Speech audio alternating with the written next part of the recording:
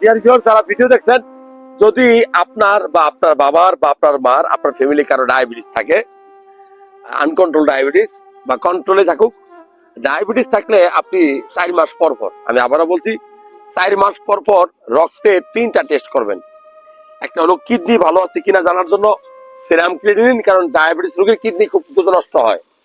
আর 2 নম্বরটা হলো রক্তের কোলেস্টেরল অর্থাৎ লিপিড প্রোফাইল টেস্ট করবেন, কারণ লিপিড প্রোফাইল টেস্ট না করলে আপনার, মনে রাখবেন, ডায়াবেটিসের রোগী কিন্তু ব্রেন স্ট্রোক হয়, হার্ট অ্যাটাক হয়। আর নাম্বার 3, আপনি যে চেষ্টা করবেন গত 4 মাসে কি পরিমাণ সুগার আপনার রক্তে জমা হয়েছে সেটা মাপার জন্য HbA1 টেস্ট। এই 3টা টেস্ট আপনার, আমি বলবো 4 মাস পর পর করলে আপনি অনেকটাই সুস্থ থাকবেন এবং নিজের সম্পর্কে ধারণা থাকবে।